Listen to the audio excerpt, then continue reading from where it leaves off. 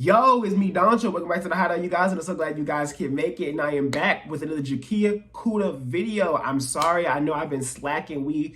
Chapter 7 for this review, and y'all ain't seen me since chapter 2. And I know I've been busy, new job, a lot of stuff going on. If you watch my Jujutsu Kaisen videos, you know I've been having a lot going on. But I'm here. I'm back. We picking up back with chapter 7, and I'm going to be consistent, you guys. And every single week, I'm going to be here doing Gachiakuta videos for you guys, just like I do Jujutsu Kaisen videos. So I hope you guys stay tuned with me. I hope you guys appreciate the things that I'm doing, and I hope you guys can let me know what you think about the videos, the content I'm talking about, and what video types you want to see from me about Gachiakuta. But long story short, we here, chapter 7. Let's get into it. Intro.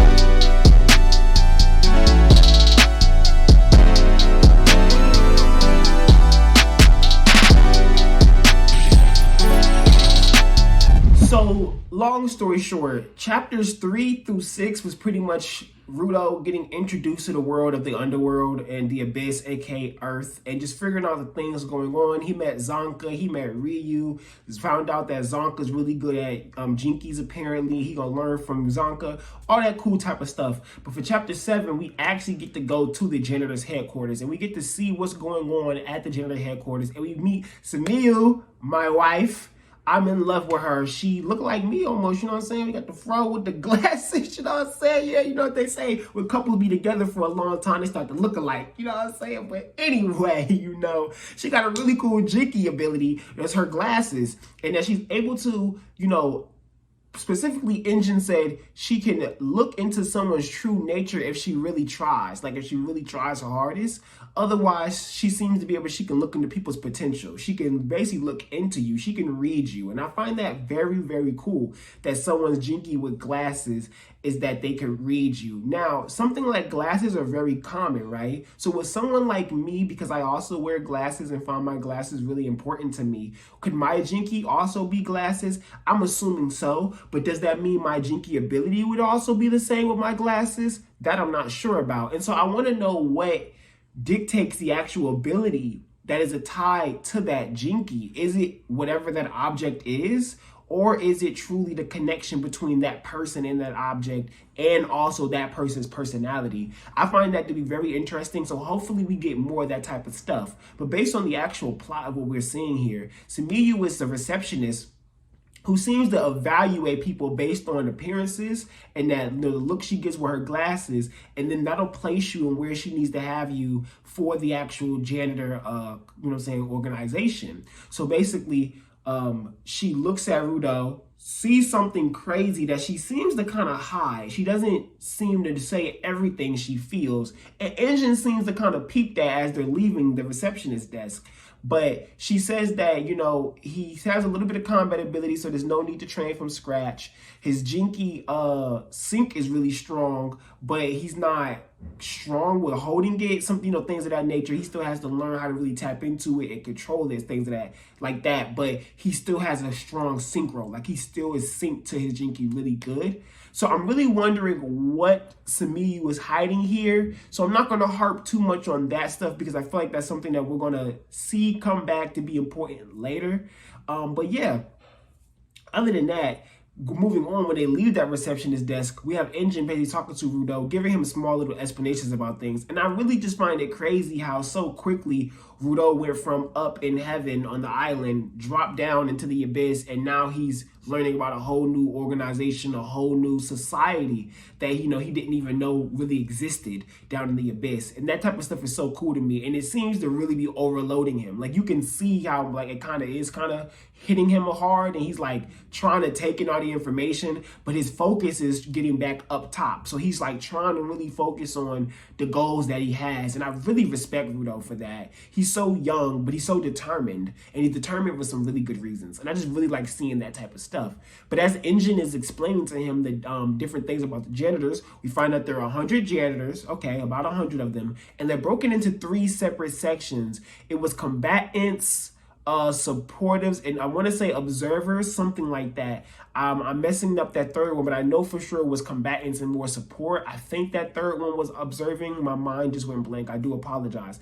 But whatever those 3 are, it's cool knowing that they have those 3 separate sections for the janitors, because then that means that the janitors are organized to a degree, and that it isn't just people who are givers with this organization and they're kind of just handling things however it gets handled. They seem to actually have a way they do things.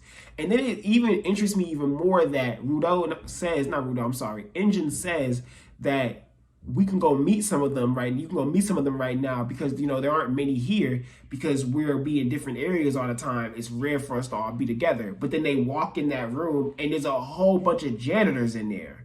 So then literally Engine's like, oh, it's a lot of y'all. And he walks out like, we can do this later. And so what I'm wondering is, one, is a really cool writing moment because you're teasing a whole bunch of characters in that moment. Like, you showed us a whole bunch of characters and teased them. And if anyone else noticed, and I know a few of y'all on Twitter who follow me noticed, there's a character whose back is turned, whose hair looks just like Rudo's, and he looks like he's an older version of Rudo, which is really, really weird. Like, he literally looks like Rudo from behind. And if a character looks like another character from behind, that means they drew that character to look like them usually. So very interesting concept there. And the way he's drawn, he's drawn kind of like an Easter egg. So he could have just been an Easter egg showing older Rudo becoming a janitor in the moment of showing all of these cool janitors. I think that would be really, really cool if Kei Yanana did that. Like, whoa, that'd be awesome. But anyway, that pacifier dude was cool. The dude right next to the pacifier dude was cool. I know this homegirl that kind of like she had the Russian fit, that type of stuff. She looked mad cool.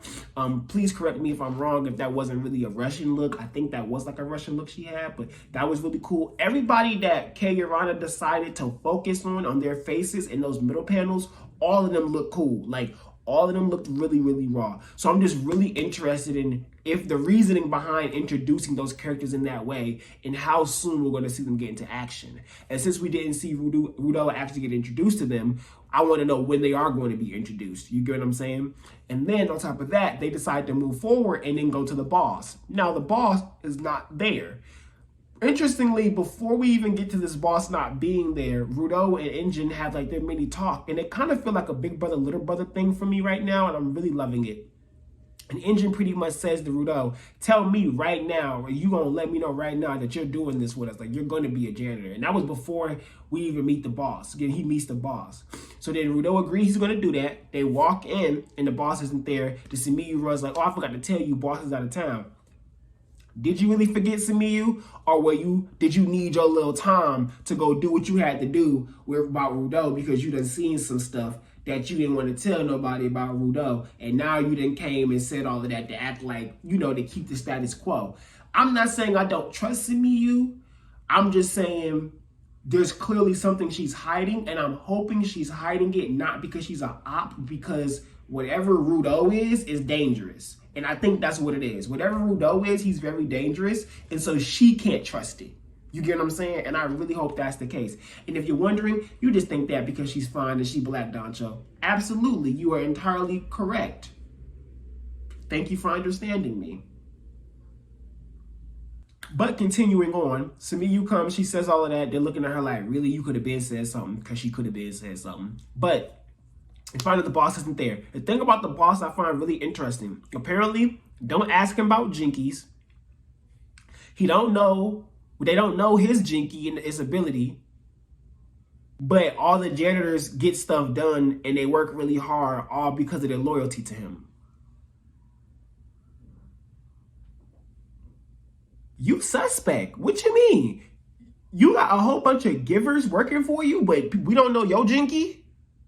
We don't know your ability, but you the leader, you the boss, and nobody can become a janitor until they meet the boss, and you just gone, and nobody know where you at, and don't know when you coming back.